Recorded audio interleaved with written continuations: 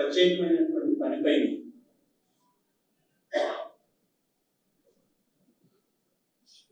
ఈ జిల్లా బాధ్యతలు చూస్తున్నటువంటి రీజనల్ కోఆర్డినేటర్ గారు, పార్లమెంట్ ఇన్ఛార్జ్ గారు, టాస్క్ ఫోర్స్ మెంబర్స్ గారు,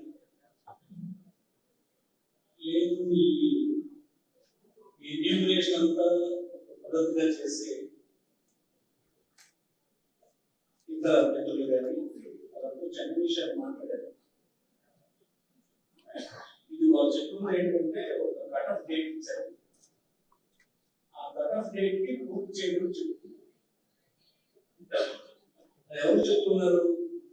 ఇన్ఛార్జెస్ చెప్తున్నారు, కాన్స్టిట్యూన్సీ ఇన్ఛార్జెస్ చెప్తున్నారు. ప్రాథమికంగా వాళ్ళు బాధ్యత తీసుకోవాలి. అందరూ చేసే పని కాదు కదా ఇది. కాన్స్టిట్యూన్సీ ఇన్ఛార్జ్ మళ్ళీ ఇది పద్ధతి ప్రకారం ఒక ఆఫీస్ పెట్టుకుని నిరంతరం పనిచేసే పార్టీ వర్కర్స్ ని ఐడెంటిఫై చేసి ఆ నియోజకవర్గంలో ఉండేటువంటి యూనిట్స్ ప్రెసిడెంట్స్ ని వారితో రకరకాల అనుబంధ విభాగాలు కలుసుకునేటువంటి సూట్ అయినటువంటి పార్టీ లీడర్స్ ని ఎంపిక చేసుకుని వాళ్ళు ఇచ్చినటువంటి ఫార్మాట్ లో వాళ్ళు రద్దు చేసే కార్యక్రమం జరగాలి. అది చాలా వరకు ఇప్పుడు నేను మాట్లాడేటటువంటి కోఆర్డినేటర్స్ మాటలు విన్నప్పుడు అది అయిపోయింది. అందులో క్రిటికల్ ఏంటంటే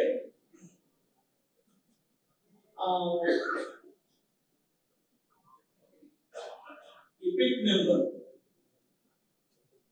ఎలక్ట్రాన్ ఫోటో ఐడెంటిటీ నంబర్ అని ఒకటి ఐడెంటిఫై చేయమంటారు. దాంట్లో నాకు ఎందుకంటే మన డిస్ట్రిక్ట్ జనరల్ సెక్రటరీ శ్రీకాకుళం నియోజకవర్గం నేను క్లోజ్ గా మానిటర్ చేస్తున్నాను. నేను చూడలేదు. అతను ఒక త్వరలే ఇంజనీరింగ్ గురువులు పని భావన పెట్టుకొని నియోజకవర్గంలో ఉండేటువంటి మండల ప్రెసిడెంట్స్ ని, ఇంపార్టెంట్ లీడర్స్ ని వాళ్ళు కోఆర్డినేట్ చేసుకుని చేశారు. శ్రీకాకుళం నియోజకవర్గంలో 100 యూనిట్లు ఉన్నాయి, 50 వార్డులు, 51 వార్డులు. ఆమదాస్ మున్సిపాలిటీలో ఉన్నాయి, శ్రీకాకుళంలో 48 ఉన్నాయి, 51. పెద్ద పంచాయతీలు గారా రోడ్లు కలిపి ఒక 50 పంచాయతీ, 102 యూనిట్లు ఉన్నాయి. ఈ 122 యూనిట్లలో కమిటీలు కూడా ఫార్మ్ చేస్తారు. 3 నాకు తెలిసి సాయంత్రం నేను అడిగితే పట్టణంలో ఉండిపోయి చెప్పారు. వైకుంఠరావు గారు టౌన్ సంబంధించిన లీడర్స్ ఆ 3 యూనిట్లకి మీరు ఫార్మ్ చేస్తామని అధ్యయనం చేయండి. ఎవరు లేకపోతే మనకు ఎవరు లేరని ఇక్కడ రాసిచ్చారు. ఎవరు కాంటాక్ట్ చేయండి. ఎందుకంటే ఇప్పుడు పెట్టినటువంటి వారు పని చేయకపోతే మళ్ళీ రిప్లేస్ చేసే పని కూడా చేస్తారు. ఏం కేవలం కంప్యూటర్లో నింపడం కోసం కాదు కదా. ప్రతి విభాగానికి, ప్రతి వ్యక్తికి ఒక పని ఇవ్వడం జరుగుతుంది. ఆ పనిలో వాళ్ళు సక్సెస్ కాలేకపోతే, చేయలేకపోతే, వాళ్ళు నిస్సహాయం వ్యక్తం చేస్తే ఈ పని మీరు చేయలేకపోతే ఇంకొకటి చేస్తారు, రిప్లేస్ చేసే పని కూడా వాళ్ళు చేస్తారు. అందుకోసం మీరు ఎన్ని చేసే కార్యక్రమం చేస్తే మళ్ళీ చేస్తున్నారా లేదా అనేది ఆలోచించారు. అందుకోసం బయట చెప్తారు. మాకు తెలిసి అసెంబ్లీ కోఆర్డినేటర్స్ పని చాలా వరకు చేసేస్తారు. ఈ ఎపిక్ నెంబర్ ని కొంత ఐడెంటిఫై చేయడం కష్టమే. చాలా పని పెట్టుకుని వీళ్ళు చేశారు. ఊరు వెళ్ళిపోయి ఊరు కూర్చొని వారు ఎప్పుడుంటే రాత్రి కూర్చొని చేస్తేనే అడిగే ఇంకా ఫోటో తీసేసి చేయడం. కొంతమంది కోఆర్డినేటర్ చెప్పినట్టు ఐడెంటిఫై చేస్తున్నారు, లేదా వాళ్ళు చేసేస్తారు. నాకు తెలిసి 15 మనం ఇచ్చిన కట్ ఆఫ్ డేట్ 18 నియోజకవర్గాలు అయిపోతేనే నేను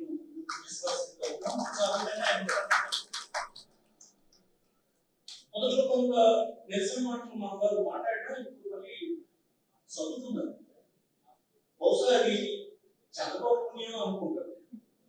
ఎంటర్మెంట్లో పడుతుండడం, హింసించడం, ద్వేషించడం, అవమానకరంగా గ్రామాల్లో మనల్ని చూడడం, ఇవన్నీ చేసిన తర్వాత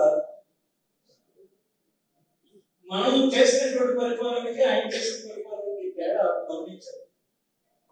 గమనించి ఇప్పుడు మనదే ఉత్తమమైన పరిపాలన అన్నటువంటి అభిప్రాయానికి గడిచిన కాలంలో కొద్దిగా నిరసన వ్యక్తం చేస్తున్న మన వాళ్ళు కూడా వచ్చినారని నా అంచనాన్ని మీకు సాధారణంగా నేను రాజకీయ పార్టీ అంటే ఏంటి? మొత్తం సమాజానికి చైతన్యం వైపు ప్రయత్నించాలి. రాజ్యాంగం తెలియజేయాలి, వారి హక్కులు తెలియజేయాలి, ప్రభుత్వాల్లో ఉండేటువంటి విధానాన్ని విమర్శించాలి, మెరుగైన పద్ధతుల్ని సజెస్ట్ చేయాలి. ఒక రాజకీయ పార్టీ అంటే సోషల్ ఆర్గనైజేషన్ అంటే రాజకీయ పార్టీ. అలాంటి రాజకీయ పార్టీ పాత్రని ఈనాడు తెలుగుదేశం పార్టీ సరిగ్గా నిర్వహించడం లేదు. ఎంత ఆశ్చర్యం వేస్తుందంటే ఆయన మాటలు మనం వింటే అన్ని అసత్యాలు చెప్తారు. కోఆపరేటివ్ చెప్పారు, అన్ని అసత్యాలు చెప్తారు. చెప్పి అది నటించవలసినంత గొప్ప చెప్తారు. పనులు బిగించి ఇలా చెప్పి మనమే ఆశ్చర్యపోతాం. సిద్ధం చెప్పింది నిజమా అని మనకు అనుమానం వచ్చినంత గట్టిగా చెప్తారు. నేను ఒకసారి శాసనసభలో ఔటర్ రింగ్ రోడ్ నిర్మాణానికి భూమి ఎక్వైర్ చేస్తాం. హైదరాబాద్ భూమి ఎక్వైర్ చేస్తుంటే 6,000 కోట్లు అవుతుంది. ల్యాండ్ ఎక్విజిషన్ అవుతుంది. అయినప్పుడు టీడీపీ అపోజిషన్ ఉంది. వాళ్ళందరూ ఏంటి రోజు పత్రికల్లో విమర్శించుకోదాన్ని పాములాలు తిప్పుతున్నారు. ఆ పాములాలు తిప్పడానికి కారణం వారికి అనుకూలమైనటువంటి వాళ్ళ భూములు కల్పించే పని చేస్తున్నారు. ఇది అన్యాయంగా చేస్తున్నారని రోజు విమర్శించడం పత్రికల్లో రాసేవారు. చీఫ్ మినిస్టర్ రాజశేఖర రెడ్డి గారు ఉన్నారు. ఒకరోజు అనుకున్నాం, ఈ రోజు పత్రికల్లో వచ్చిన వార్తల్ని మనం కంట్రోల్ చేయాలంటే మనకి అప్పటికి ఇంకా ఈ పేపర్లు వాళ్ళ అనుకూలంగా ఉండే పేపర్లో రోజు చాలా కవియత్తులు లేదు. రోజు వ్యతిరేకంగా రాయటం నీకు ఎంత బాగా చేస్తుంటే ఇంత న్యాయంగా ఇది రాస్తున్నారు, ఎలా పేపర్ తీస్తే చూడడానికి భయం వస్తుంది నాకు అని రాశారు. మరి ఎందుకంటే ఇది అసెంబ్లీలోనే మనం డిబేట్ పెడతాం. షార్ట్ డిస్కషన్ పెట్టి డిబేట్ పెట్టిస్తే రాష్ట్ర ప్రజలందరికీ వాస్తవాలు చెప్పడానికి ఈ ప్లాట్ఫామ్ మనకి ఉపయోగపడుతుంది అని నిర్ణయం తీసుకుని ఆ అసెంబ్లీ సెషన్ లో ఒక వారం రోజుల తర్వాత షార్ట్ డిస్కషన్ పెట్టించమని ఇన్ని అపోజ్ మీరు వేస్తున్నందుకు మీరు పార్టిసిపేట్ చేయండి, మేము చెప్తాము అని మున్సిపల్ అడ్మినిస్ట్రేషన్ డిపార్ట్మెంట్ మంత్రి వద్దాలి. కానీ ముఖ్యమంత్రి గారు ప్రసాద్ నువ్వు దీనికి జవాబు చెప్పు అని చెప్పేసి ఆయన కోనే రాజారావు గారు నాకే చర్చించారు. నేను ఒక 45 నిమిషాలు అన్ని రాజకీయ పార్టీలు అందరూ మాట రోజంతా మాట్లాడారు. దాని మీద మాట్లాడితే నేను కూడా 45 నిమిషాలు ఇచ్చాను. ఆ మరుసటి రోజు నుంచి ఎగనిస్ట్ గా వార్త రాయడం అనేది పత్రికల్లో లేకుండా ఉండేటువంటి చర్చ మళ్ళీ వచ్చినప్పుడు టీవీ ఆన్ చేస్తే చంద్రబాబు పేరు ఏది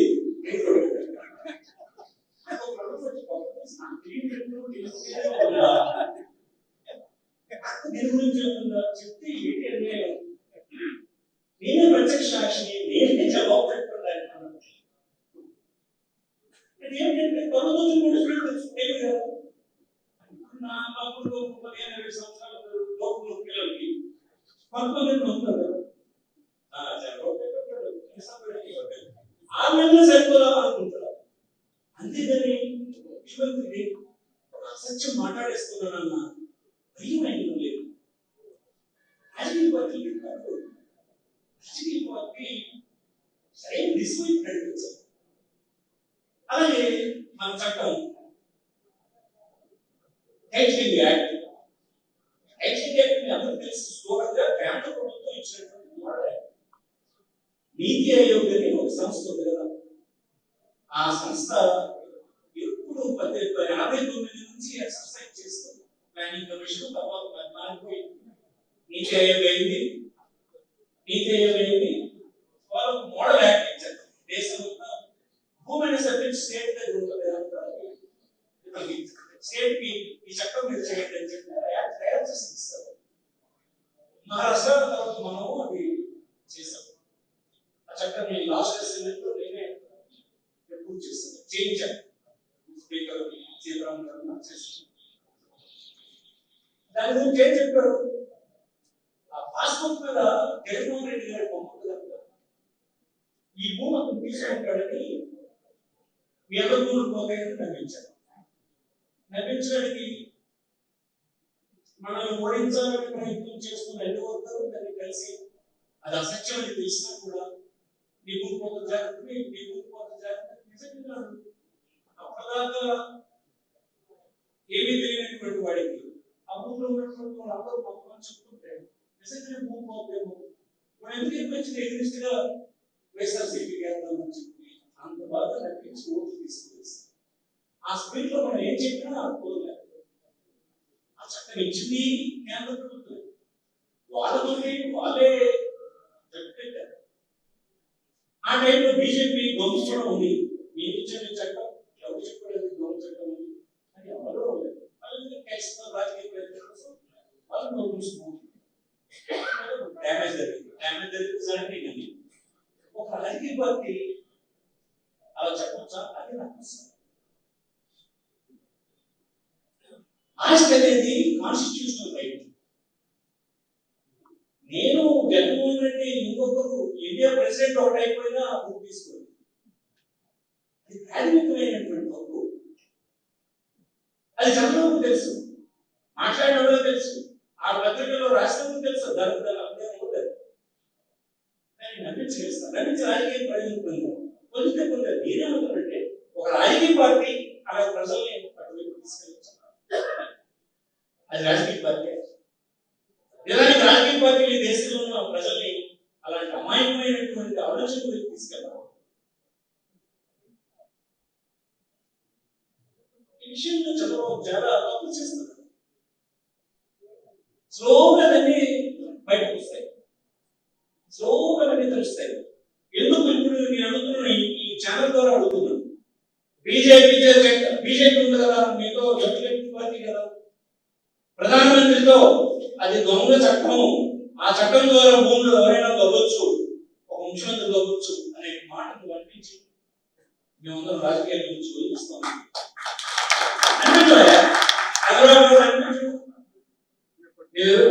ప్రధానమంత్రి చేత అనిపించు, ఆ చట్టం దొంగ చట్టం అనిపించు. దొంగ చట్టం తీసుకొచ్చే పని బీజేపీ చేసిందా? నువ్వనేది అదే కదా. అది దొంగ చట్టం, భూములు దొంగ చట్టం అయితే అలాంటి భూములు దొంగ చట్టాన్ని నరేంద్ర మోడీ నాయకత్వంలో ఉండేటువంటి బీజేపీ ప్రభుత్వం రాష్ట్రానికి ఇచ్చిందా? డ్రాఫ్ట్ నువ్వు అడగయా, నువ్వు చెప్పించవయా అంతో రాష్ట్ర ప్రధాని అందరికీ నేను చెప్తున్నా ఈ ఛానల్ ద్వారా. ఎందుకంటే ఆ కోర్టు కూడా నేను డీల్ చేశాను కనుక అన్నితో ఒకసారి అధికారం ముందు వచ్చి నష్టం లేదు. వస్తుంది అధికారం వస్తుంది, మళ్ళీ ఎవరికన్నా మళ్ళీ వైఎస్ఆర్ పార్టీ రాష్ట్రం వస్తుంది. 40 సంవత్సరాల ఎక్స్పీరియన్స్ మీరేం అవలేదు. ఇది మనం చేస్తున్న గొప్పతనం కాదు, అది మనం చేస్తున్న గొప్పతనం పక్కన పెట్టండి. వాళ్ళు చేస్తున్న పాడుపడుతుంటే మన బంగారం అంటే లోకేష్ ఉన్నాడు, మన గేట్ కాదు బాగున్నాయి. ఆయన నన్నించిన బంగారు అది కాదు. కానీ రాజకీయ పార్టీ అలా చేయకూడదు. అలాంటి రాజకీయ పార్టీ నా దృష్టిలో అదమ స్థితి రాజకీయ పార్టీ. ఇంకా ఎన్నికలు వచ్చినప్పుడు మనం ఇవన్నీ గట్టిగా మాట్లాడదాం అందరం. కానీ ఇది సైన్యం తయారు చేయాలి కదా. సైన్యాన్ని తయారు చేసే పనిలో నిమగ్నం అవ్వండి. మండల కమిటీ ప్రెసిడెంట్ ఉన్నారు, ఎన్నేళ్ళు అయింది మీ కేసు? మీరు ఒకసారి మీ మనసులో నువ్వు ఒక మీటింగ్ పెట్టావా? ఏ మండల ప్రెసిడెంట్ చాలా మంది వచ్చారు, చివరి ఇబ్బంది ఎక్కువ వచ్చారు. చాలా అస్త్రాలు ఉన్నాయి మనకి, చాలా బలంగా ఉన్నాం మనం. అది చేయండి, తయారు చేయండి, తయారు చేసి పని చేయండి. కొంతమంది వయసు పడుతున్నాం, ఆరోగ్యం ఉంటున్నాం, ఆర్థిక ఇబ్బందులు పడుతున్నాం, కుటుంబ సమస్యలు పడుతున్నాం, నిరుత్సాహం చెందుతాం. అది సహజం. మొత్తం దిగ్గచ్చు మొత్తం తీసుకురండి. ఆ కొత్త వాడికి సాయం చేయండి. ఎప్పుడు నష్టపోయి కూడా అవుతాడు వాటికి ఒక బాధ్యత తీసుకుని నువ్వు చేసేవాడికి ఒక అప్పుడు నువ్వు నువ్వు చేయలేకపోతే వదిలేసి వేరే వాడికి మీ అందరూ ఇన్వాల్వ్ అవ్వడానికి మార్గం ఏంటంటే ఎన్ని మెంబర్స్ ఒక మాకు చెప్తున్నాడు కోఆర్డినేటర్స్ కూడా అదే కష్టమైన పని. 5 మెంబర్స్ సంపాదించి ఫోటో తీసి ఇప్పించాలి. దానికి 10 మంది కాదు, ఏ ఊర్లో ఉన్నటువంటి ఇంతమంది ఉన్నారు. నా ఊర్లో ఉన్నటువంటి నేను డెవలప్ చేసిన ఆఫీస్ ఇస్తాను, నా కంట్రిబ్యూషన్ కూడా ఉపాధి చేయాలి. చేయకపోతే నీకేం గౌరవం చెప్పు. డెవలప్మెంట్ ఎదగాల కోఆర్డినేటర్ మాత్రమే. నా ఊర్లో ఎవరున్నాడు, జిల్లా కమిటీకి ఎవరున్నాడు, స్టేట్ కమిటీకి ఎవరున్నాడు, అడుగులు ఎవరున్నాడు, వార్డ్ కమిటీలో విలేజ్ కమిటీకి ఎవరున్నాడు, అప్లైమెంట్ తీసుకొని గంట కూర్చుంటే నీకు అయిపోయి మనీ ఆఫీస్కి తెచ్చేస్తాం. అసెంబ్లీ కోఆర్డినేటర్ ఆఫీస్కి వెళ్తే చేసి కంప్లీట్ చేసి అలాగే గ్రామం ఆ గ్రామం ఒక లీడర్ ఒక పార్టీకి సంబంధించిన సిన్సియర్ పార్టీ వర్కర్ చేస్తే అయిపోయింది. 15 మనం చేయవచ్చు. ఇవన్నీ కూడా ఇప్పుడే కన్నబాబుతో మాట్లాడాను. ఈ మాట్లాడడం మానేస్తాను. గట్టి మాట్లాడి ఆఖరికి మనకే ఆ మోడ్పాటు వేరు ఈ మోడ్పాటు వేరు మనం అనుకునేసరికి మనం దాన్ని ఫిక్స్ చేస్తాం. ఫిబ్రవరి 3rd వీక్ అని కోఆర్డినేటర్ ఫిక్స్ చేస్తాం. జిల్లా ప్రెసిడెంట్ చెప్తారు, మనం కలిసి ఆ కార్యక్రమం ఇంకా చర్చల విషయాలు కానీ పెద్దలందరూ అన్ని విషయాలు చెప్పారు. దాని గురించి మళ్ళీ నేను చెప్పడానికి వేరే సందర్భంలో చాలా దూరం వెళ్ళాలి. బాధ్యతలు నేనైతే జగన్మోహన్ రెడ్డి చెప్పదలుచు సరిగా చేయనటువంటి వాళ్ళని ఏ బాధ్యతల్లో ఉన్నా తగ్గించుకొని ఎందుకంటే అలాంటి వాళ్ళతో అందరూ దొరుకు వాళ్ళు చేయగలిగే గ్రామ స్థాయి జిల్లా స్థాయి కాన్స్టిట్యూన్సీ ఇన్ఛార్జీలు కానీ ఎవరైనా అదేమి చేయకుండా ఉంది. అందరూ సమూహం మన అయిపోతారు, మళ్ళీ మళ్ళీ ముగిపోతారు. ఈ దెబ్బలు ఈ కేసులు ఇవన్నీ రాజ్యాంగ విరుద్ధమైన భారత మనం మళ్ళీ ఇప్పుడే చాలా సెక్షన్స్ ప్రభుత్వాలు వ్యతిరేకిస్తుంది. మనల్ని వ్యతిరేకించిన పోలీసులు ఈవేళ టీడీపీ వ్యతిరేకిస్తున్నారు. మనకు వ్యతిరేకించినటువంటి ఉద్యోగులు మోసపోయిన ఉద్యోగులు వచ్చారు. అన్ని రకాల సౌకర్యాలు కల్పించి రక్తం పెట్టినటువంటి రైతులు ఇంకా అదనంగా ఇస్తారేమో అని చెప్పడం పోగేసి మోసపోయిన రైతులు అన్ని సెక్షన్స్ లో మార్పు వచ్చింది. కన్సాలిడేట్ చేసే పని చేయాలనే సందర్భం ఆలోచిస్తూ మన విశాఖపట్నం అంతకుముందు రవి వచ్చాడు, అందరూ బాగా చేస్తున్నారు. నాకు రోజు చేస్తున్న కార్యక్రమం ఏ సహాయం కావాలన్నా మీరు ఎప్పుడు రమ్మంటారు, మీరు చేయవలసినటువంటి సహాయం మేము చేస్తాం. మీరు ఆ కాన్స్టిట్యూన్సీలో గెలిచి ఇంకో బాధపడుతున్న మన వారికి ఉత్సాహం కలిగించాలి. చెప్పడం అయితే చాలా కాలంగా మనం ఎవరిలో ఉన్న ఇబ్బందులు ఉన్నాయి, కష్టాలు ఉన్నాయి. సరైన అభివృద్ధికి వచ్చిన గౌరవాన్ని ఈసారైనా గెలిచి అందరికీ కనీసం గెలిస్తే మనకు 5 సంవత్సరాలు పోయినా కట్టుకునేటువంటి శక్తిని కనీసం ఊపిరి పీల్చుకునేటువంటి శక్తిని అందిస్తాయి. పర్ఫార్మెన్స్ మనకి బ్రహ్మాండంగా చేస్తున్నట్టు చేసి అందరినీ పోయి పార్టీ గారి అల్టిమేట్ గా ఇవన్నీ చూడలేదు ప్రజలు. తగ్గిపోయింది. 2 ఐడియాలజీల మీద బండి నడుస్తుంది రాష్ట్రం. సామాన్యులకి వాళ్ళ అవసరాలకి నిజాయితీగా ఏదో ఒకటి చేసి సమాజంలో సాయం చేద్దామన్న నాయకుడు మాయ చేసి మోసం చేసి అధికారం పెట్టి సంపద కొద్దిమందికి అందించేటువంటి నాయకుడు వీళ్ళిద్దరి మధ్య ఫైట్ అనేది కొద్దిమందికి అంత దోచిపెట్టే కార్యక్రమం ప్రజలందరూ మళ్ళీ ఓటేస్తారని నేను అనుకుంటున్నాను. తెలుసుకుంటున్నాను. ఖచ్చితంగా అందరి అవసరాలను తీర్చేటువంటి నాయకుడిని చేస్తారు. మన నాయకుడే